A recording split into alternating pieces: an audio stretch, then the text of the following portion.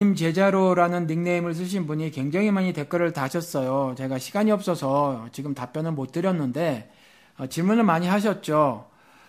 제일 나중에 쓰신 것 같은데 성경에 모든 답이 있다고 성경에서 찾으라 하던데 보통 질문이 생기면 어떻게 답을 찾는지 팁 좀 가르쳐 주세요. 이렇게 질문을 하셨어요.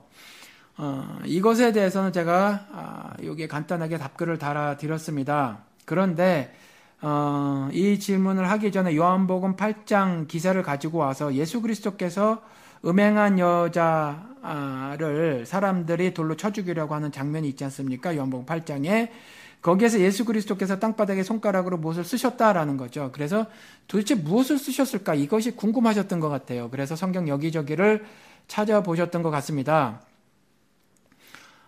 그런데 이 부분에 대해서 제가 글로 답을 드리려고 했는데 조금 말이 길어질 것 같아서 제가 이렇게 녹음을 하고 있습니다. 먼저 답을 드리도록 하겠습니다. 제 생각에는, 이것도 제 생각입니다. 제 생각에는 예수 그리스도께서 아무것도 쓰지 않으신 것 같아요. 그저 아무 의미 없는 글들을 끄적끄적 거리신 것 같습니다. 왜냐하면 요한복음 8장에 가서 보면 음행하다가 잡힌 여자를 사람들이 돌로 쳐 죽이려고 한단 말이죠. 이들의 태도는요, 율법에 쓰여진 대로의 태도거든요. 그렇다고 하더라도 사실 이 일이 쉬운 일은 아니죠. 사람의 심성을 가지고 그것도 연약한 여자를 돌로 쳐 죽인다고 하는 것은 아무리 율법에 기록되어져 있다고 하더라도 말이죠. 이게 보통 강심장이 아니면 할 수 없는 짓이란 말이죠. 그럼에도 불구하고 이들이 이제 그런 행동을 하려고 했고, 그건 굉장한 분노가 있었고 그 분노를 표출하는 거였었다라는 거죠. 그리고 또 이들은 자신들이 내는 그 분노에 대해서 그 율법을 들어서 그 분노가 합당한 것이라고 스스로 여기고 있었고요. 또 그러한 가운데 예수 그리스도를 맞닥뜨렸는데 예수 그리스도를 그러니까 시험을 했어요. 자신들이 이미 돌로 쳐 죽이려고 결정을 해놓고도 말이죠. 예수 그리스도께 그렇게 묻죠. 당신 같으면 이와 같이 모세의 율법에 기록이 되어져 있는데, 음행한 여자는 돌로 쳐 죽이라고 기록이 되어져 있는데 당신 같으면 어떻게 하겠습니까? 라고 묻죠. 시험을 하는 거란 말이죠. 그렇죠. 이때 예수 그리스도께서 쳐 죽여라 하면 그리스도가 이 땅에 오셔서 용서를 들고 오셨단 말이죠. 그것에도 어긋나게 되고 말이죠. 그렇다고 돌로 쳐 죽이지 말라 하면 율법을 어기는 것이 되니까 그리스도께서 율법을 폐하러 온 것이 아니라 완성하러 오셨다는 그 말씀에도 상충이 된단 말이에요. 그래서 아무렇게나 행동을 하더라도 대답을 하시더라도 사실은 시험에 걸리게 되는 거죠. 그래서 예수 그리스도께서 이와 같은 것에 두 가지 행동을 하셨는데 뭐냐면 하나는 땅바닥에 손가락으로 무엇인가를 끄적거리신 거고요. 또 하나는 이들에게 답변을 하신 건데 이들에게 답변하신 답변이 무엇이었냐면 이들이 말이죠. 심판자로 법 집행을 하려고 했어요. 성경에 심판이라고 하는 거 있지 않습니까? 저지, 그렇죠. 판단이라고 어느 성경은 번역을 하고 있는데 이것이 두 가지 의미로 사용되어져요. 그러니까 최종적인 심판, 궁극적인 심판, 법 집행자로서 판결을 내리는 것, 그러한 것은 예수 그리스도께만 있어요. 그렇죠? 그러한 부분은 사람에게 권리가 주어지지 않았습니다. 그런데 의와 불의를 분별하는 거 있지 않습니까? 그랬을 때 그것도 판단하는 건데 그 판단은 교회에게 주어졌다라는 거죠.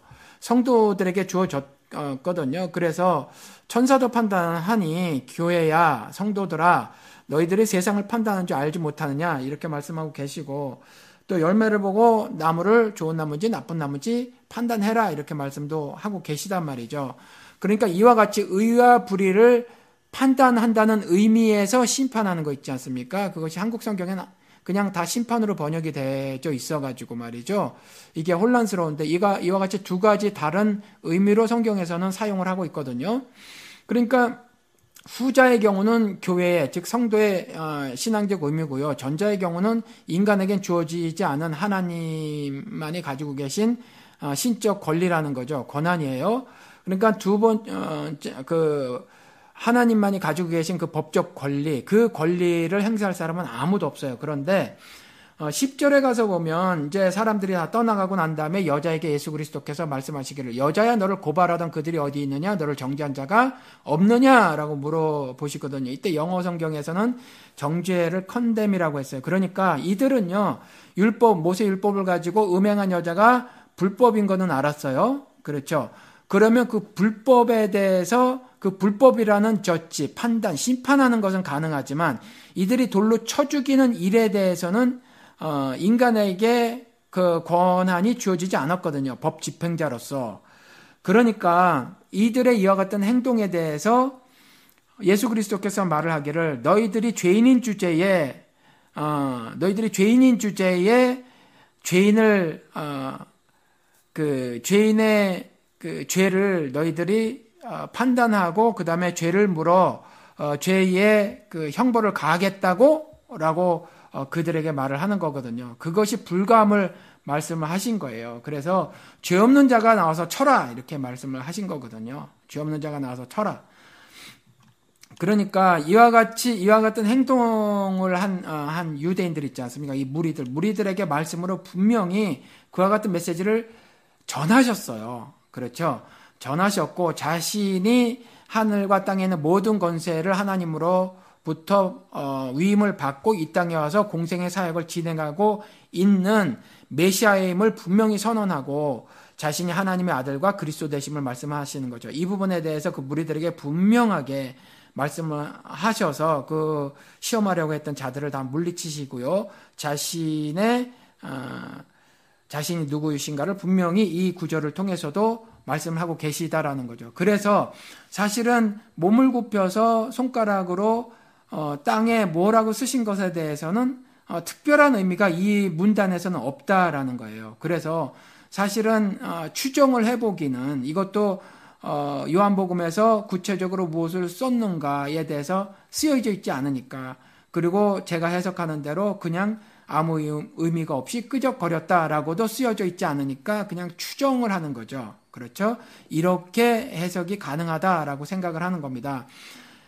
그런데 제가 아무것도 쓰지 않았을 겁니다라고 말한 이유가 이와 같이 말씀으로 다 말씀해 놓으셨으니 손가락으로 특별히 또 다른 메시지가 이 문단에서 있을 이유가 전혀 없으니까 저는 그러한 해석을 해보는 거라는 거죠. 그래서 성경에서 말한 것 이외에 어떤 다른 의미를 막 부여하기 시작하면요, 이 풍유적 해석을 하게 되고 이것은 성경을 통해서 하나님께서 말씀하시고자 하는 그 하늘 뜻 있지 않습니까? 섭리에 대한 그 오해를 하게 되고 성경 해석에 오류를 범하게 된다라는 거죠. 그리고 이런 것들은 신앙생활을 잘못하게 하는 위험한 행동이니까 그러한 일은 하지 마셔야 된다라는 거죠. 그리고 저처럼 이렇게 해석을 하는 것은 이 문단에서 말하고 있는 이 이야기에서 말하고 있는 주제를 벗어나지 않는다라는 거죠. 그러니까 그와 같이 해석하는 것이 차라리 바람직하다라는 겁니다. 예수 그리스도께서는 땅바닥에 손가락으로 무엇이라고 쓰셨는데 이 쓰신 것은 사실은 별거 아니다. 아무것도 아니다. 그냥 끄적거렸을 것이다. 라는 겁니다. 여러분들 성경을 읽으실 때 이런 이해를 가지고 그렇게 해석을 하는 것이 바람직합니다. 이해가 되셨을 줄 믿습니다. 감사합니다. 안녕히 계십시오.